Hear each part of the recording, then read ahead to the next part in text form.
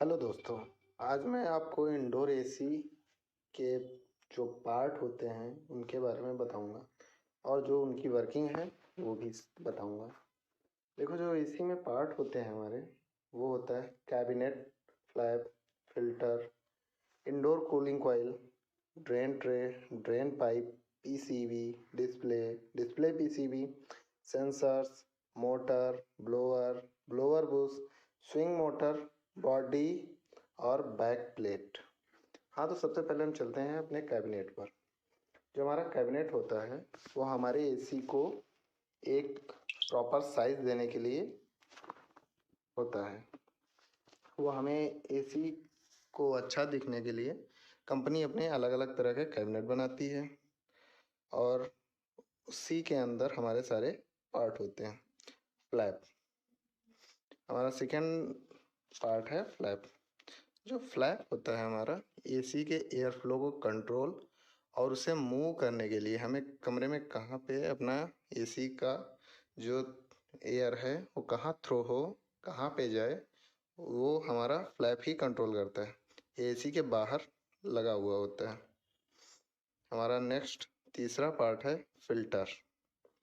जब हम एसी के कैबिनेट के पैनल को खोलते हैं तो उसके अंदर हमें फ़िल्टर मिलते हैं। यह फ़िल्टर एसी के अंदर जाने वाली हवा को फ़िल्टर करते हैं। जो हवा में डस्ट होती है, उड़ते हुए बाल होते हैं और जो हमें डस्ट में नहीं दिखाई देती है, कमरे में बहुत सी डस्ट होती है हमें नहीं दिखाई देती है, वो ये फ़िल्टर उनको फ़िल्टर करने के लिए होते हैं।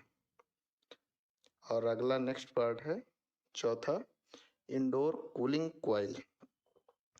ये हमारी एसी का एक मेन पार्ट है। इंडोर कूलिंग कॉइल का मुख्य काम होता है एसी में आने वाली हवा को ठंडा करना। इसी कूलिंग कॉइल के अंदर हमारा रेफ्रिजरेंट फ्लो होता रहता है, चलता रहता है। और अगला पार्ट है हमारा पांचवा, ड्रेन ट्रे।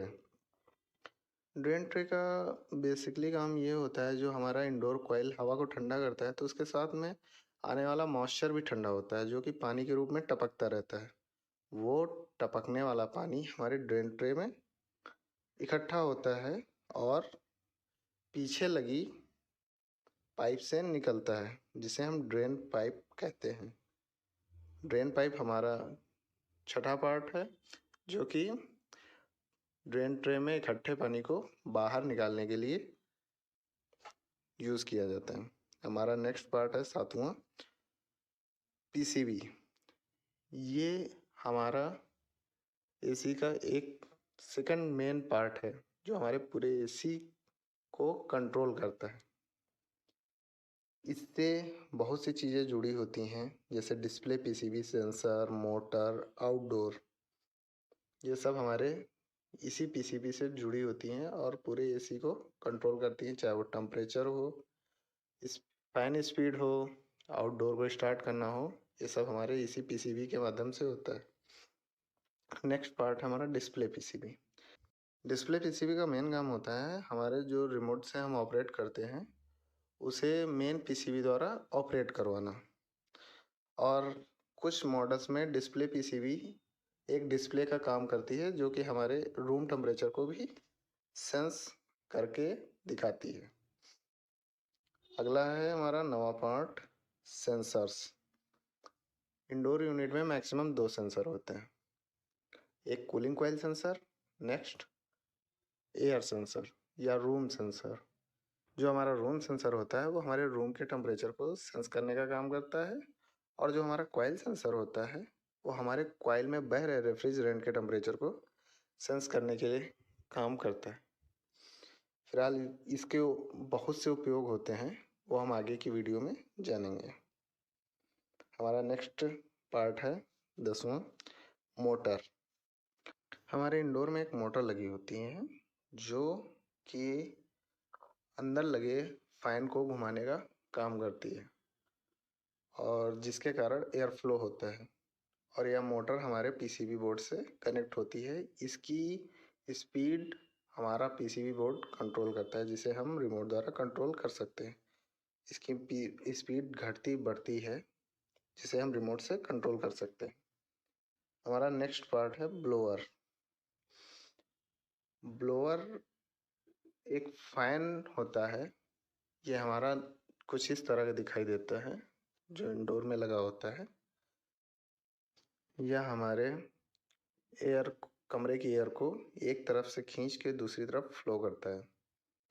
ब्लोअर एक साइड मोटर से कनेक्ट होता है और दूसरी साइड ब्लोअर बुश से। हमारा नेक्स्ट पार्ट है स्विंग मोटर। स्विंग मोटर हमारे फ्लैप को खोलने, बंद करने और उसे एडजस्ट करने का काम करता है। नेक्स्ट पार्ट है जो हमारे इंडोर यूनिट की बॉडी होती है। जो इंडोर यूनिट की बॉडी होती है, उसी में सारे ये कंपोनेंट जो पार्ट हैं, ये सब असेंबल होते हैं। वो हमारे इंडोर की बॉडी होती है। नेक्स्ट पार्ट है बैक प्लेट। जब हम किसी एसी को दीवार से टांगते हैं, जब हमें कोई एसी दीवार पे टांगना होता है, तो हम उसे डायरेक्ट दीवार पे हैंग नहीं कर सकते हैं। उसके लिए हमें एक प्लेट की ज़रूरत पड़ती है, जिसे बैक प्लेट कहते हैं। और पहले हम उसको दीवार पे फिट करते हैं, उसके बाद हम किसी इंडोर यूनिट को उस पे हम हैंग कर सकते हैं। ये हमारी बैक प्लेट है, कुछ इस तरह दिखाई देती है।